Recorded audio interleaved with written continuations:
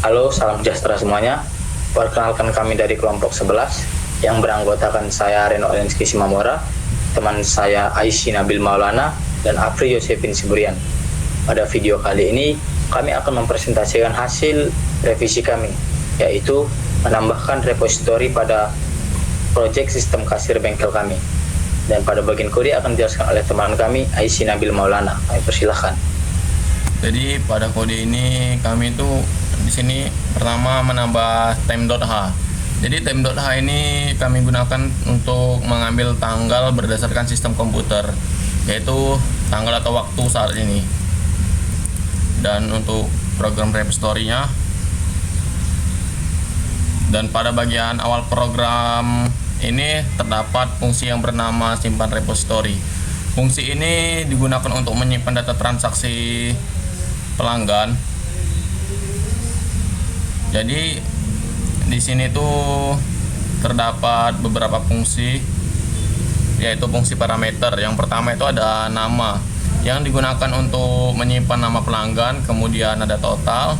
Total ini digunakan untuk menyimpan total harga transaksi. Selanjutnya itu ada bayar. Pada bagian bayar ini digunakan untuk menyimpan jumlah uang yang dibayarkan oleh pelanggan gitu. Selanjutnya itu ada e-service, e-spare part, baru pilihan service, pilihan spare part, jumlah spare part, dan stok spare part. Yaitu pada parameter ini digunakan untuk menyimpan data pilihan serta stok spare part setelah transaksi. Selanjutnya pada bagian line 76 dan 77 terdapat file open. Di sini program akan membuka file repository transaksi.txt dengan menggunakan event mode, yaitu event mode artinya data transaksi baru akan ditambahkan di akhir file, bukan menimpa file sebelumnya. Jadi dia itu menambahkan data baru gitu. Ketika beberapa stok yang diambil, dia akan terupdate ke stok selanjutnya. Jadi stok itu akan dikurangi dengan jumlah servis yang dipilih. Selanjutnya itu jika filenya gagal dibuka, maka fungsi langsung menggunakan return. Setelah itu program akan mengambil waktu saat ini. Di sini pada time 0 ini digunakan untuk mengambil waktu sistem saat ini, dan kemudian ada stroke time baru local time. Pada bagian line 80 ini dia itu digunakan untuk mengubah waktu tersebut ke dalam format waktu lokal sehingga dapat diambil informasinya seperti tanggal, bulan, tahun, jam, dan menit. Jadi ketika program berhasil memperoleh waktu tersebut, program akan mulai menuliskan data ke dalam file menggunakan printf. Selanjutnya dia akan mencetak garis pembatasnya dan mengeprint tanggal lokalnya, yaitu tanggal, bulan, tahun, waktu, menitnya, dan jamnya. Selanjutnya file akan mengeprint nama pelanggannya. Dan di sini terdapat perulangan for. Jadi pada bagian perulangan ini program akan mengecek apakah pelanggan memilih jasa servis. Jika jumlah servis lebih dari 0, maka program akan menampilkan judul jasa servis, lalu mencetak nama servis dan harga servis yang dipilih pelanggan satu persatu. Di sini dia akan mencetak nama dan harganya. Kemudian program akan mengecek apakah pelanggan memilih untuk membeli spare part-nya. Jika spare part yang dipilih, maka program akan mencetak judul spare part, baru nama spare part-nya, kemudian jumlah pembeliannya itu atau jumlah spare part-nya, dan selanjutnya dia akan mencetak bagian total harga spare part berdasarkan jumlah yang dibeli. Jadi harganya itu akan dikalikan dengan jumlah spare partnya. Kemudian program akan mengeprint total dari harga transaksinya. Kemudian program akan mengeprint bagian bayarnya, yaitu jumlah uang yang dibayarkan. Selanjutnya pembalian transaksinya, yaitu jumlah uang yang dibayarkan dikurangi totalnya. Selanjutnya program akan mencatat sisa stok spare partnya. Jadi di sini dia akan mengeprint judul yang bertuliskan sisa stok spare part. Baru dia menghitung jumlah seluruh spare part, kemudian menampilkan nama spare part beserta stok terbarunya. Di sini dia akan mengecek nama spare part dan stok terbarunya.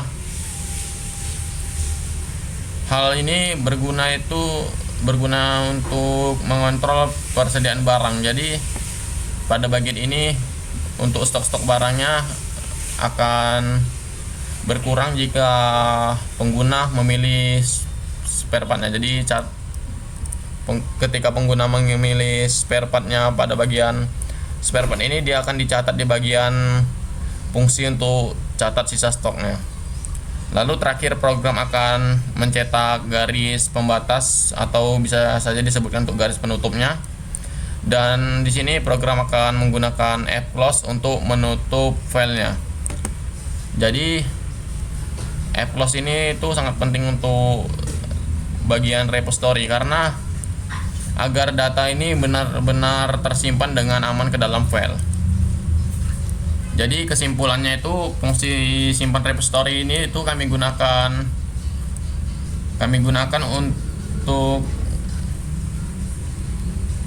mencatat seluruh transaksi pelanggan, mulai dari data pelanggan, jasa servis, pembelian spare part, baru pembayaran hingga stok, lalu menyimpan ke dalam file sebagai arsip transaksinya, yaitu dia akan tersimpan di bagian repository transaksi ini. Untuk bentuk filenya itu terdapat di bagian file yang berisi folder program bahasa C-nya, yaitu di sini dia repository transaksinya. Di sini daftar stok spare partnya masih penuh, masih full. Dan untuk mencobanya apakah semua itu berhasil akan dijelaskan oleh Reno. Untuk Reno kami persilahkan.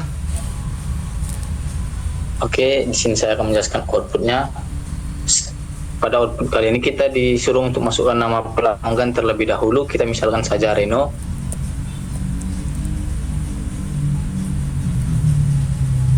Baru kita di sini ditampilkan daftar jasa servis dari 1 sampai 10. Kita disuruh memilih, kita pilih ya. Baru kita memilih angka berapa, servis apa yang akan kita pakai. Kita contoh aja nomor 1 ganti oli mesin.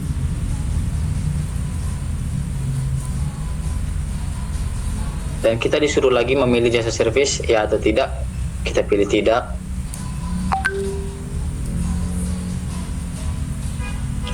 Setelah kita memilih jasa servis, kita ditampilkan daftar suku cabang. Dan di sini kita disuruh memilih daftar suku cadang. Kita memilih ya.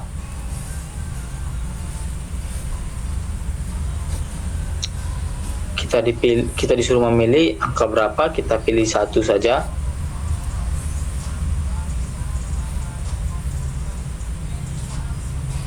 Dan tadi disuruh masukkan jumlah, kita buat jumlahnya misalnya 5.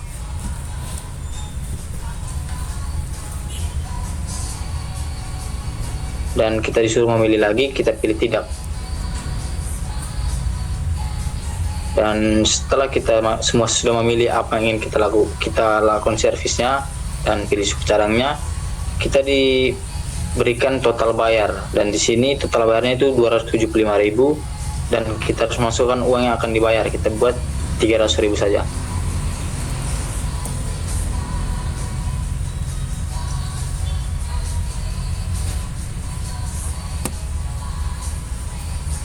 Dan setelah kita masukkan uang yang akan dibayar, dia akan muncul struk pembayaran atas nama siswa yang kita masukkan tadi, Reno, totalnya 275, yang kita bayar 300 dan kembalinya 25.000. Dan struk ini akan tersimpan di repository yang tadi ditunjukkan oleh teman kami Nabil Maulana. Boleh dibuka filenya.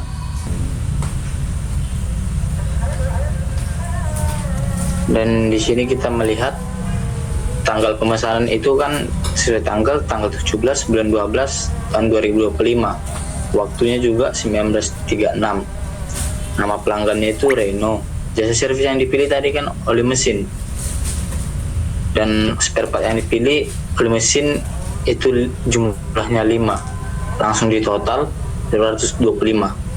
Dan situ juga muncul total bayar. Totalnya 275 dan bayarnya kita menggunakan uang 300.000 dan kembaliannya itu 25.000. Dan di situ juga diperlihatkan sisa stok spare part. Yang pertama tadi kita memilih oli mesin itu kan 10, kita pilih 5 jadi berkurang 5. Jadi sekian dari hasil project kami. Terima kasih.